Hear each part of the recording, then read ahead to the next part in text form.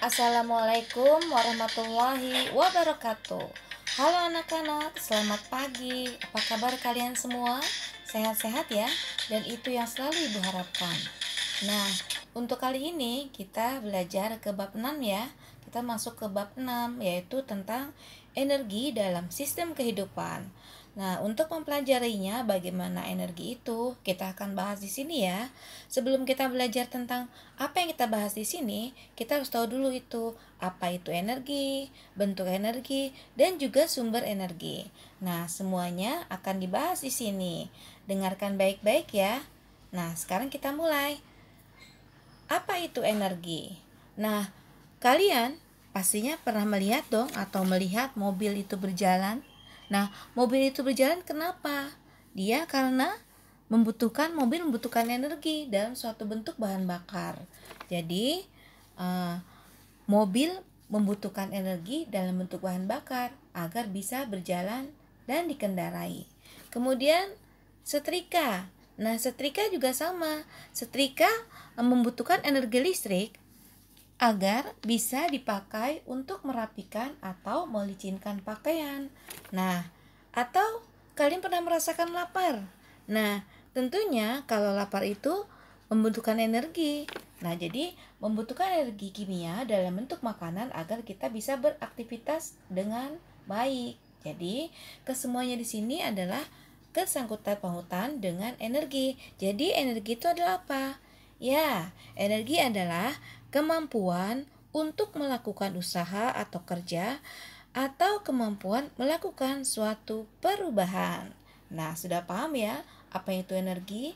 Jadi, kalau mobil itu biar bergerak dan berjalan, dia membutuhkan bensin, bahan bakar agar bisa mobil itu berjalan dan dikendarai. Kemudian setrika, agar dia bisa menyisirkan pakaian, dia membutuhkan energi listrik agar bisa dipakai untuk merapikan peliciran kepakaian. Nah, kemudian kalau kalian lapar, nah memerlukan energi kimia dalam bentuk makanan agar bisa beraktivitas dengan baik. Nah, kemudian kita belajar ke bentuk energi. Nah, bentuk energi ini ada yang namanya energi potensial, energi kinetik, energi kimia, energi listrik, dan lain-lain. Nah, kita bahas satu-satu ya, bagaimana bentuk energi. Pertama, kita akan bahas tentang energi potensial. Nah, saat kalian kecil, kalian pernah kan main ketapel seperti ini? Nah, ketapel seperti ini, bagaimana kalian memainnya? Nah, ketika bermain ketapel, batu mendapatkan energi ketika karet ketapel diregangkan. Jadi kalau kalian meregangkan ketapel itu kalian menaruh batu kan. Nah, batu mendapatkan energi ketika karet ketapel yang kalian regangkan.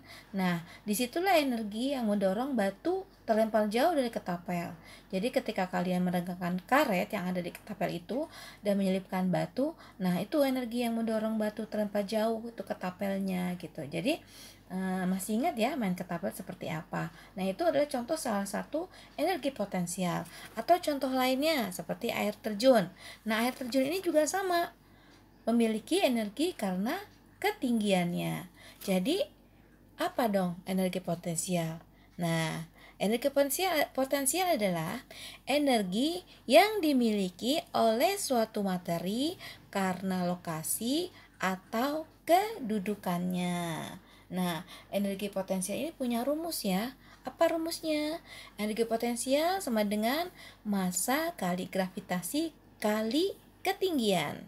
Nah, ya, jadi EP itu adalah energi potensial, satuannya joule.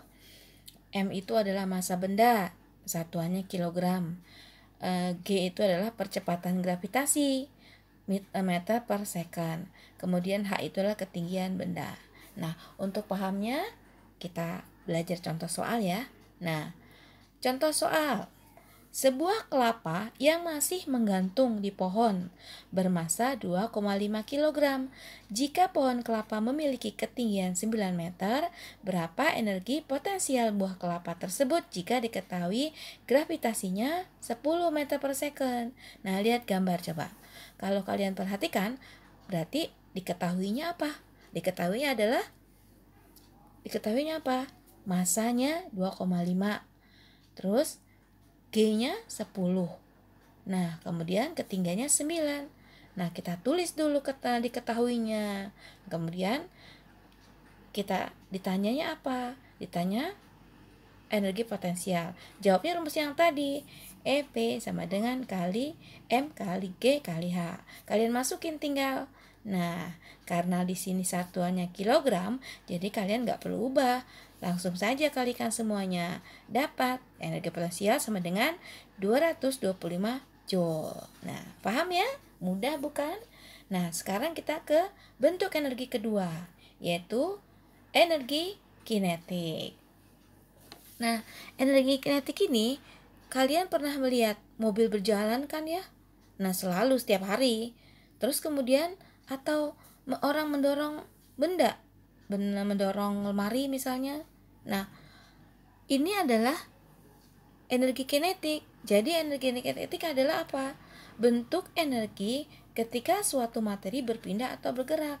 Jadi mobil itu melaju atau benda didorong, meja didorong, lemari didorong. Nah, itu adalah bentuk energi kinetik, di mana bentuk energi kinetik suatu materi berpindah atau bergerak. Nah, di sini energi kinetik juga mempunyai rumus. Apa rumusnya? Eka sama dengan setengah M kali V kuadrat. Nah, berarti Eka-nya itu adalah energi kinetik. Terus M-nya adalah massa dan V-nya adalah kecepatan benda. Nah, kita lihat dulu ya contohnya. Biar lebih paham lagi kalian belajar contoh. Nah, contoh soal. Nah, seorang pembalap sepeda mengendarai sepedanya dengan kecepatan 4 meter per second. Jika massa pembalap dan sepedanya sebesar 75 kilo, berapakah besar energi kinetik yang terbentuk? Nah, ini kalian masukin juga nih seperti rumus. Sudah diketahui nih, M-nya 75, V-nya 4. Berarti jawabnya seperti apa? Rumusnya yang tadi. Nah, apa rumusnya? Eka sama dengan setengah kali M kali V kuadrat. Tinggal kalian masukin lagi. Karena dia satuannya sudah tepat, kilo, meter per second. Nah, ya sudah, kalian masukkan saja. Kecuali gram ya. Kalau gram kalian jadiin kilo dulu. Nah, ini karena dia satuannya kilo ya, berarti tetap masukin aja. Nah, dapatnya berapa energi kinetiknya? 600 Joule, dimana setengah dari 75 kali 4 pangkat 2. Paham ya? Mudah bukan belajar tentang energi potensial dan energi kinetik? Nah, kita kembali ke bentuk energi selanjutnya, yaitu tentang energi kimia. Nah, energi kimia itu adalah energi yang terkandung dalam suatu zat. Nah, apa? Nah, zat makanan. Nah, contohnya energi makanan dibutuhkan untuk tubuh kita untuk menjalankan suatu aktivitas ya. Kalau kita melakukan aktivitas, kita pasti butuh makan biar nggak lemes. Nah, itu namanya energi kimia yang didapat dari makanan. Kemudian bahan bakar. Nah, bahan bakar dibutuhkan untuk oleh kendaraan untuk menjalankan mesin. Jadi kalau nggak ada mesinnya, kendaraan kita, motor atau mobil, nggak akan bisa dia berjalan. Nah, seperti itu adalah energi kimia. Nah, sekarang bentuk selanjutnya yaitu energi listrik. Nah, energi listrik adalah energi yang dimiliki muatan listrik dan arus listrik. Nah, energi ini paling banyak digunakan karena mudah diubah ke dalam bentuk energi lainnya. Contohnya, setrika. Setrika untuk apa ya? Nah, setrika itu kan untuk melicinkan pakaian. Nah, dia mengubah energi listrik menjadi energi panas agar bisa pakaiannya tergosok rapi. Nah, seperti itu. Kemudian contohnya lagi lampu, mengubah energi listrik menjadi energi cahaya. Nah, terang kan kalau udah ada lampu, rumah kita nggak gelap. Nah, seperti itu. Nah, kemudian yang ketiga adalah kipas angin. Nah, kipas angin adalah mengubah energi listrik menjadi energi gerak. Kalau kalian, baling-baling itu digerakkan, akhirnya kan ada angin. Nah, seperti itu. Nah, ini adalah energi listrik. Karena ada listrik, setrika bisa panas. Karena ada listrik, lampunya bisa menyala. Kemudian karena ada listrik, kemudian kipas angin juga bisa bergerak, memutar baling-baling dan menimbulkan angin. Nah, seperti itu. Nah, kemudian kita sudah belajar tentang energi. Tadi bentuk energi apa yang pertama? Energi potensial, energi kinetik, energi kimia, dan energi listrik. Nah, sekarang kita belajar tentang sumber energi. Nah, sumber energi ini terbagi dua ya. Ada energi yang terbarukan, ada energi tak terbarukan. Nah, sekarang kita belajar tentang energi terbarukan dulu nih. Apa itu energi terbarukan? Yaitu energi yang tidak akan habis dipakai. Nah, energi terbarukan ini adalah merupakan sumber energi alternatif untuk mengantisipasi habisnya sumber energi tak terbarukan. Nah, apa aja energi terbarukan? Tuh, tenaga surya, yaitu energi matahari atau dikenal dengan energi surya ya. Nah, adalah energi yang didapat dengan mengubah energi panas matahari menjadi energi lainnya. Nah, contohnya adalah panel surya yang mengubah energi panas matahari menjadi energi listrik. Nah, kemudian contoh lagi tenaga air atau pakai PLTA ya, pembangkit tenaga listrik. Pembangkit tenaga air, listrik tenaga air ya, benar. Pembangkit listrik tenaga air. Nah, ini adalah pembangkit yang memanfaatkan energi potensial dan energi kinetik dari air untuk menghasilkan energi listrik. Nah, seperti itu. Kemudian ada lagi tuh, energi panas bumi atau energi panas bumi. Jadi, panas bumi dapat digunakan untuk menggerakkan turbin ya. Jadi turbin pembangkit listrik, dia bisa menggerakkan turbin pembangkit listrik atau energi yang dihasilkan dari pembangkit ini cukup besar ya. Dan biasanya pembangkit listrik seperti ini biasanya berada di sekitar gunung berapi yang masih aktif. Nah, jadi panas bumi dapat digunakan untuk menggerakkan turbin pembangkit listrik. Nah, energi yang dihasilkan sangat besar di sini. Kemudian pembangkit listrik ini biasanya ada di sekitar gunung berapi yang masih aktif. Nah, kemudian energi angin. Nah, energi angin ini adalah energi yang memanfaatkan energi angin untuk diubah menjadi energi ke dalam bentuk yang lain. Contohnya kincir ya. Nah, kincir angin itu memanfaatkan apa? Memanfaatkan energi kinetik angin agar dapat memutar generator listrik. Nah, seperti itu energi angin. Nah, yang terakhir adalah biomasa. Apa ya biomasa itu? Nah, biomasa itu adalah bahan bakar yang berasal dari bahan-bahan organik. Bentuknya dapat berupa cairan, benda padat bisa ataupun gas. Nah, sumber energi ini berasal dari makhluk hidup ya, makhluk hidup hewani atau nabati. Nah, baik yang masih hidup ataupun yang sudah mati juga. Contohnya jagung, tebu, kedelai, kelapa sawit ataupun kopi. Nah, sumber energi ini dapat diperbarui karena dapat ditanam lagi. Nah, jadi seperti itu biomasa. Nah, kemudian ke energi tak terbarukan. Nah, kalau energi tak terbarukan tuh seperti apa ya? Oh, dia tuh energi apa? Adalah sumber energi yang suatu saat akan habis dipakai dan mahal ya. Dan sudah di samping itu juga dia membutuhkan waktu yang sangat lama, berjuta-juta tahun malah.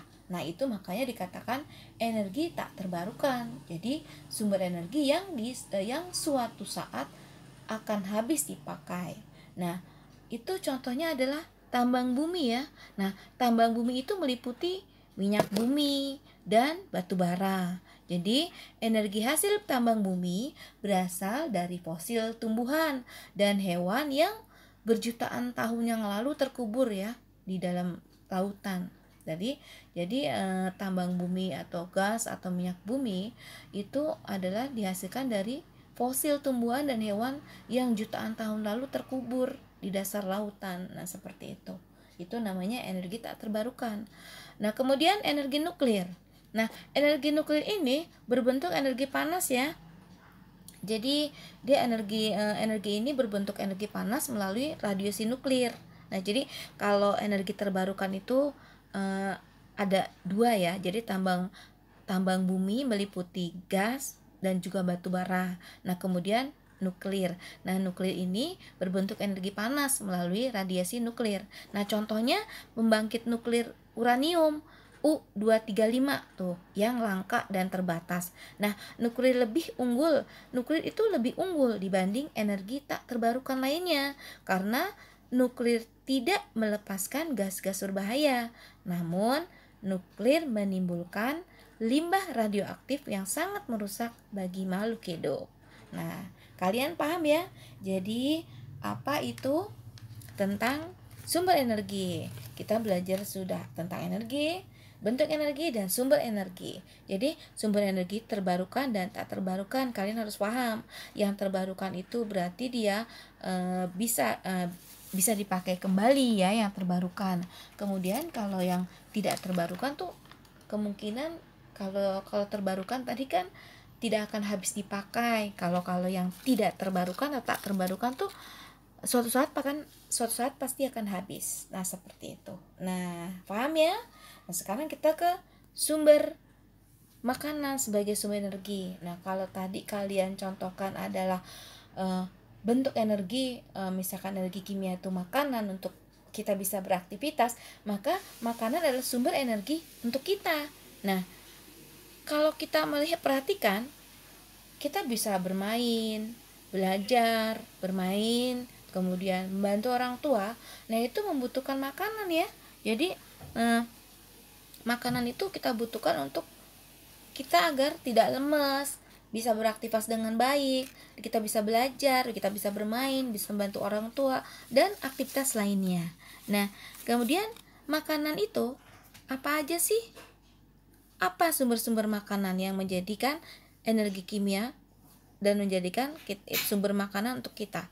Nah, contohnya apa? Karbohidrat. Nah, karbohidrat adalah senyawa kimia yang berfungsi sebagai bahan bakar utama yang dibutuhkan tubuh untuk menghasilkan energi. Contohnya ada beras, kentang, ya, kemudian gandum, dan masih banyak lagi. Nah, itu contoh dari karbohidrat. Kemudian yang kedua adalah protein. Nah, protein di sini ini adalah apa ya? Nah, protein adalah senyawa kimia yang berfungsi untuk sumber energi. Jadi bagian dia tuh fungsinya membangun jaringan tubuh ya, dan mengganti sel-sel tubuh yang rusak. Nah, protein di sini protein dibagi menjadi dua. Ada yang protein nabati dan juga hewani. Nah, kalau yang nabati itu tumbuh-tumbuhan ya. Itu bentuknya seperti kacang, polong-polongan itu nabati, protein nabati. Kemudian kalau protein hewani itu bisa didapat dari hewan ya, seperti telur, ikan. Nah, seperti itu. Kemudian yang ketiga adalah lemak. Nah, lemak merupakan senyawa kimia yang memiliki fungsi sebagai sumber energi. Nah, pelarut vitamin A, D, E, dan K. Juga sebagai pelindung organ tubuh yang penting dan pelindung tubuh dari suhu yang rendah. Jadi kalau kita kedinginan, lemak itu berfungsi ya. Nah, lemak di sini. Nah, contohnya seperti ini. Apa aja contohnya?